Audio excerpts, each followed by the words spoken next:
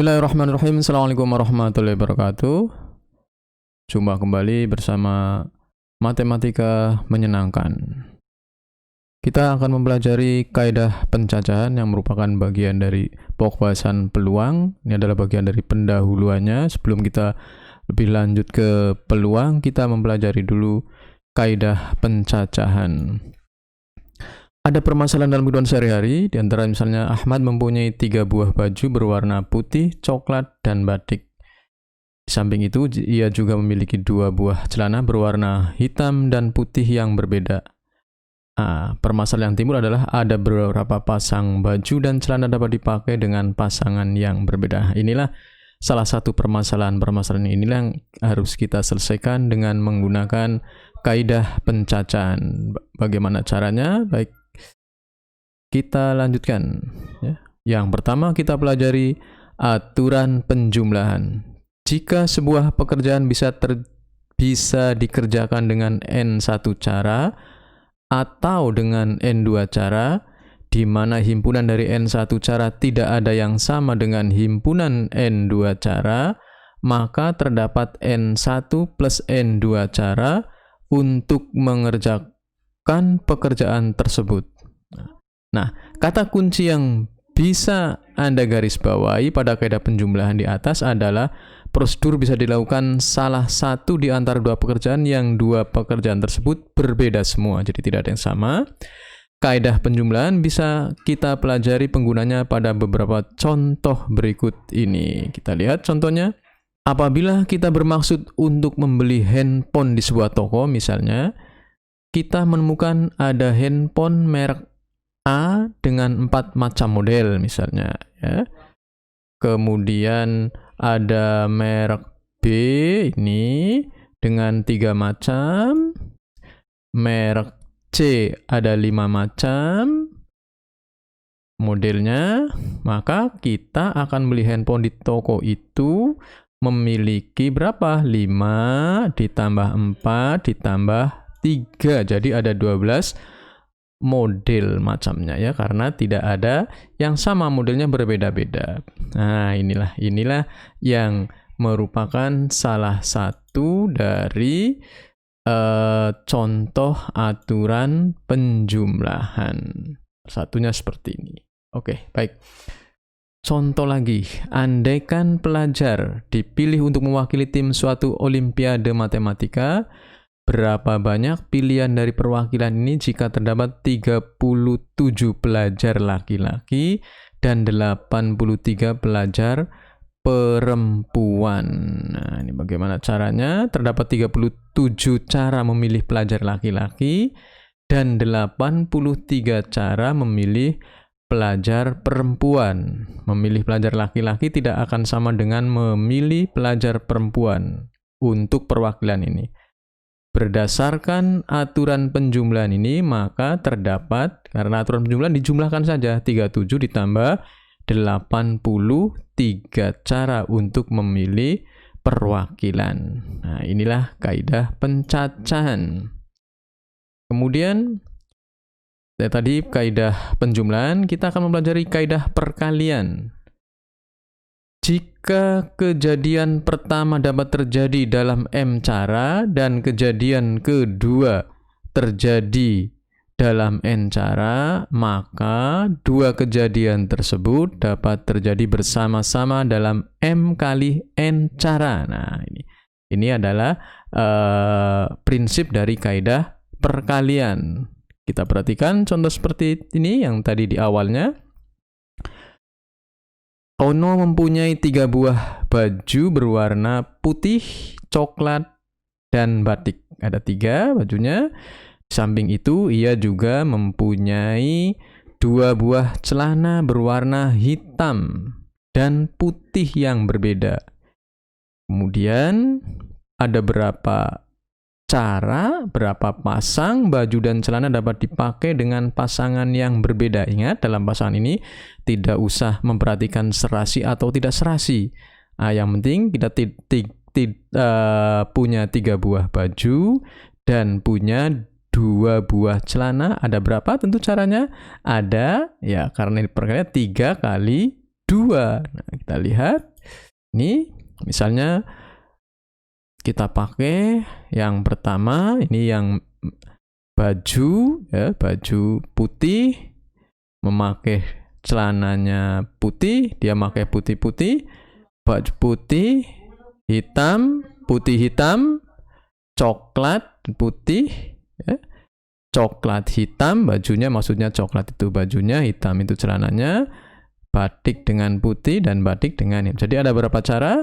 1, 2, 3, 4, 5, 6. Nah, 3 kali 2. Nah, inilah yang dinamakan dengan aturan perkalian. Catatan, aturan penjumlahan ditandai dengan kata atau. Biasanya seperti itu, aturan perkalian ditandai dengan kata dan. Nah, ini nanti akan berlanjut pada pembelajaran selanjutnya, itu nanti ketika kita akan mempelajari peluang suatu kejadian yang majemuk, tentu saja nanti akan kata-kata seperti inilah yang harus kita ingat-ingat. Misal, sebuah dadu bermata 6. Ya, sebuah dadu bermata 6 dan uang logam dilempar bersamaan. Uang logam itu ada 2 matanya. Berapa banyak hasil yang mungkin terjadi? Nah, dadu dapat terjadi dengan 6 cara, yaitu misalnya ada 1, 2, 3, 4, 5, 6. Uang logam terjadi dengan 2 cara yang berbeda, yaitu ada angka dan gambar. Dengan demikian akan berdasarkan di atas, banyaknya cara hasil yang mungkin adalah ada 6 kali 2 sama dengan 12 cara, yaitu ini ya cara yang berbeda. Misalnya bisa saja keluarnya angka 1 dengan gambar, 1 dengan angka, 2 dengan gambar, 2 dengan angka, dan seterusnya. Di kali ini ada berapa? 1, 2, 3, 4, 5, 6, 7, 8, 9, 10, 11, 12. Nah, ada 12 cara dengan prinsip perkalian, ya. Prinsip perkalian itu banyaknya cara. Pertama ada ini 6, dadu ya, ada 6 karena dadu itu ada 6. 1, 2, 3, 4, 5, 6. Kemudian uang logam itu ada 2 cara. 6 kali 2 sama dengan 12. Nah, kejadian seperti ini lagi misalnya. Dengan angka-angka 2, 3, 4, 5, 6, dan 7 akan dibuat suatu bilangan yang terdiri atas 3 angka yang berlainan. 3 angka itu berarti ribuan. Berapa banyak bilangan ganjil berlainan yang dapat dibuat oleh angka-angka ini? Nah, ini harus kita perhatikan. Bilangan ganjil ya. 3 angka berarti dibuat terlebih dahulu 3 kotak ini dengan cara menggunakan yang sederhana. 3 kotak masing-masing sebagai ratusan ya, bukan ribuan, mohon maaf. Ratusan, kemudian puluhan dan satuan, 3 angka ya. Yang ratusan ada 4 angka. Ratusan ada 4 angka. Ya. Puluhan ada 5 angka, satuan ada 3 angka. Awalnya seperti ini kita pemikirnya. 3 angka dibuat terlebih dahulu, 3 kotak ya. Ini ada ratusan, kemudian puluhan dan satuan. Satuannya 3 angka, yaitu 3, 5, dan 7. Ya, karena angka semuanya ada berapa? 1, 2, 3, 4, 5, 6, 7. Ini ada 3 angka, ya, 3 angka. Kemudian yang ini ada 5 angka. Karena sudah diambil 1 di sini. Tadinya angkanya kan ada 6, tidak boleh ada angka berulang, sehingga ini tinggal 5. Kemudian ratusannya mengapa ada 4? Karena ini sudah diambil 1 oleh ini, dan 1 oleh ini, oleh 2, jadi dia tinggal 4. Ya. Yang diinginkan bilangan ganjil maka kotak 1. Nah, ini seperti ini beneran. Karena yang diinginkan adalah bilangan ganjil, maka kotak satuan hanya dapat diisi oleh angka-angka ganjil, yaitu 3, 5, dan 7. Ada 3 cara. Kotak puluhan diisi dengan 5 angka, karena 1 angka telah dipilih untuk mengisi satuan kotak ratusan, dapat diisi dengan angka 4 cara. Nah, banyaknya bilangan ganjil yang terdiri atas 3 angka berbeda dari angka-angka sekian adalah 4 kali 5 kali 3. Ada 60. Nah, seperti itu ya. Kemudian ada lagi kasus seperti ini. Berapa banyaknya bilangan yang terdiri dari 3 angka yang dapat disusun dari angka-angka 1, 2, 3. 3 angka ya, 3 angka. Angka ratusan, mohon maaf. Yang pertama ketentuannya, bila ada angka yang diulang. Ya, jadi angkanya boleh diulang. Boleh diulang. Kemudian yang B, tidak ada angka yang diulang. Yang C, bila tidak ada angka yang diulang dan kurang dari 300. Yang D, bila ada angka yang diulang dan kurang dari 300. Bagaimana caranya? Kita lihat. Bila ada angka yang diulang, yang A misalnya.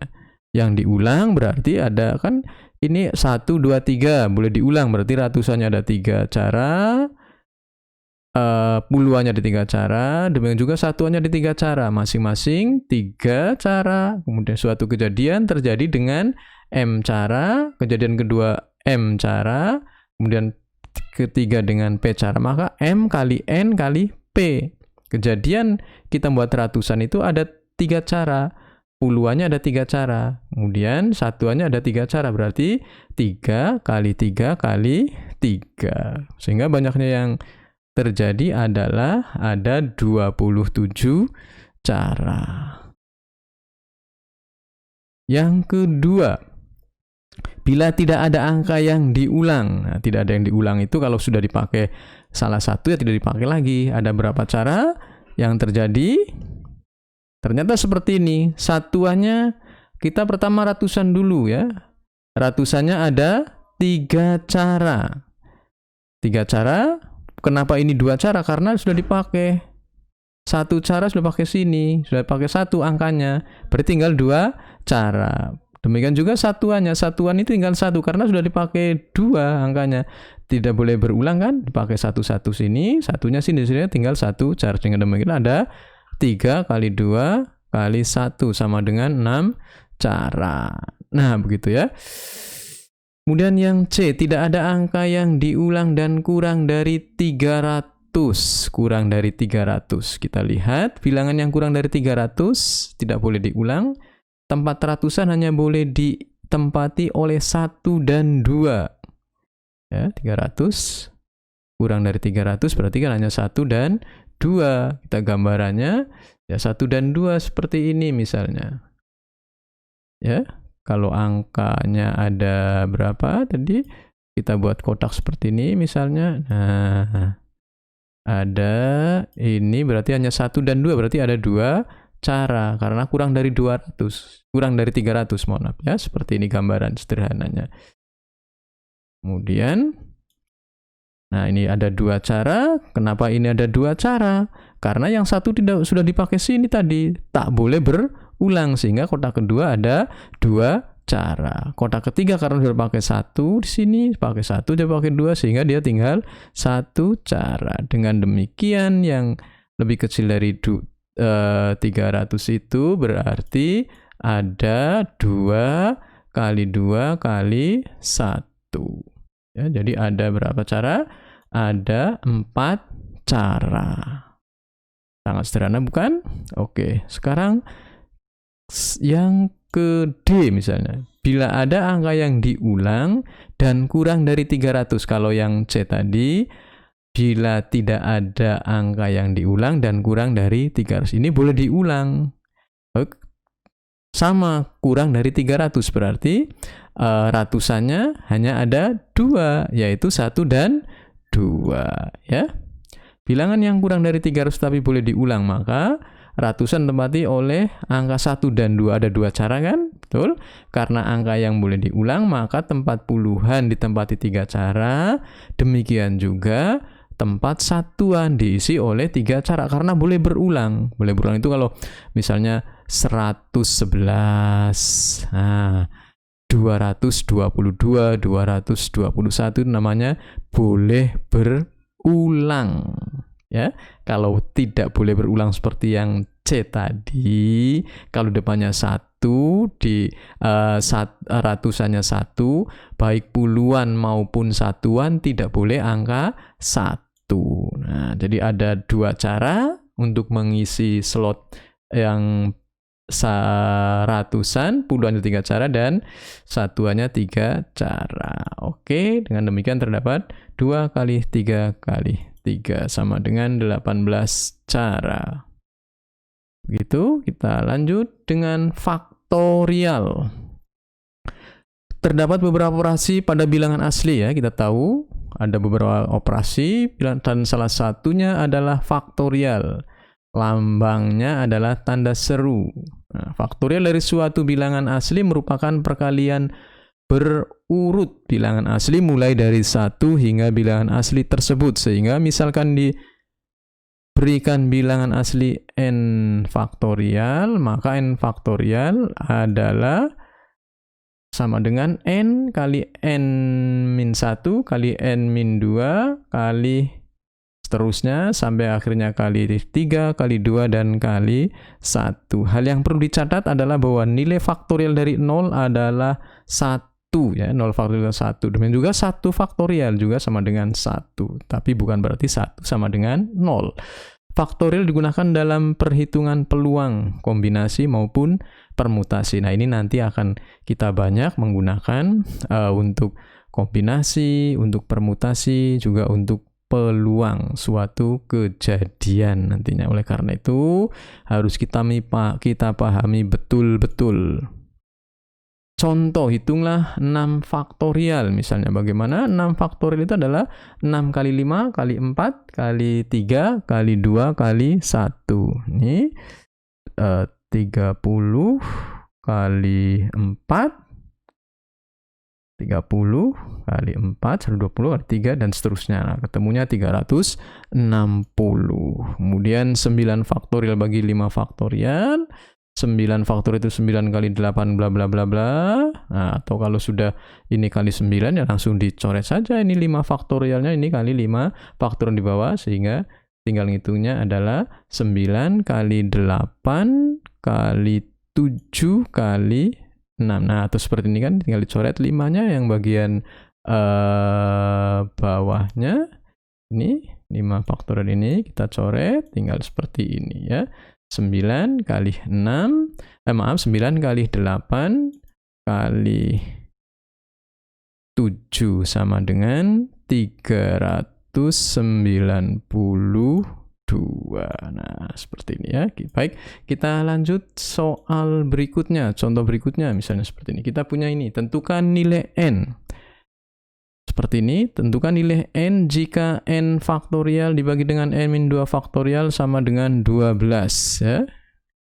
N faktorial per n-2 faktorial itu berarti n-nya seperti tadi. N faktorial itu adalah n kali n kali n kali n-1 kali n-2 dan seterusnya. Mengapa sampai hanya n-2? Karena di sininya ada n-2. Nah, kalau sudah seperti ini tinggal dicoret saja kan. Nah, kita coret seperti ini kan sudah sama ya.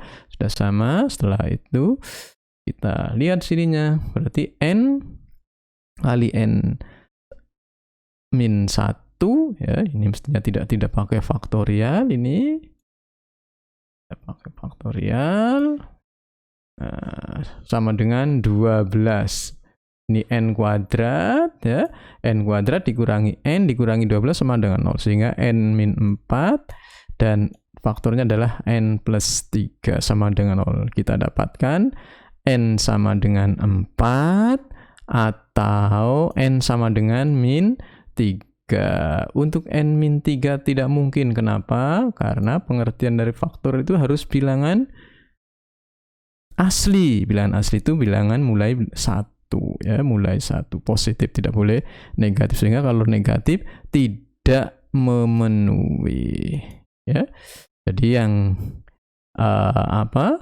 penyelesaiannya adalah n sama dengan 4. Contoh lagi, tentukan n jika n-2 per n-4 faktorial sama dengan 20 misalnya. Kita lihat ini, berarti seperti ini. Nah, ini ada yang sama lagi. Ada yang sama, yaitu ini tinggal dicoret. Tinggal ini, sehingga N-2 kali N-3 sama dengan 20 ya. Kita lanjut, berarti tinggal seperti ini, N-2 nah sama 20 kan, sehingga N kuadrat min 5N plus 6 sama dengan 20. Ini pindah ke sana, ini min 14, mohon maaf ya. Ini min 14 mestinya, min ya. Min 14, oke. Ini min 14. Kemudian sehingga seperti ini difaktorkan ya. Faktornya ini sehingga ketemunya adalah berapa? Nah, N7 atau N-2. Yang seperti tadi dikatakan yang N-2-nya tidak dipakai ya. Jadi yang dipakai adalah N sama dengan 7. Nah, ini min ya, ini min, mohon maaf. Oke, baik. Satu lagi kita misalnya ada bentuk seperti ini, misalnya kita disuruh menyederhanakan N faktorial dibandingkan dengan N-2. Ini sama prinsipnya bahwa N faktorial itu sama dengan N-1 kali N-2 dan seterusnya. Karena di bawahnya ada ini, tidak usah dilanjutkan, tinggal dicoret. Nah, seperti ini. Kemudian ya, kalau sudah seperti ini, bentuk sederhananya seperti apa? Kita hanya suruh menentukan bentuk sederhana. Nah, bentuk sederhananya seperti ini. Kemudian ada lagi seperti ini, misalnya diketahui N faktorial sama dengan 6N kali N-3 faktorial misalnya ya. Nah, ini penyelesaiannya seperti inilah. N seperti biasa. Nah, ini kemudian ada yang sama. Kalau ada yang sama, biar untuk mempercepat perhitungan atau untuk mempermudah, ini tinggal dicoret saja. Ya, coret saja. Kemudian seperti ini ketemunya. Ini kan N-nya ini, yang ini dicoret, tinggal ini kan N ini ya. N ini dengan N ini dihilangkan, tinggal ini berarti tinggal yang ini dan yang 6-nya sama dengan 6. Yang ruas kiri adalah ini kemudian ini adalah 6. Oke, sehingga kita peroleh seperti ini ya. N kuadrat ini kan N kuadrat min 3N plus 2 sama dengan 6. N pindah sana ya. Ketemunya N sama dengan 4 atau N sama dengan min 1. Nah, dengan demikian seperti itulah N-1 seperti dikatakan ini sebenarnya adalah tidak mungkin, karena untuk notasi faktorial disyaratkan N adalah bilangan asli. Dan untuk diingat-ingat pula ya, mohon maaf, bahwa 0 faktorial itu sama dengan 1 dan 1 faktorial sama dengan 1. Nah, dengan demikian selesailah kita pembahasan untuk pengantar ke peluang, yaitu pembahasan tentang kaidah pencacahan. Baru saja kita pelajari pencacahan yang mengikuti kaidah penjumlahan, perkalian, dan faktorial. Oke, terima kasih. Semoga bermanfaat bagi kita semua.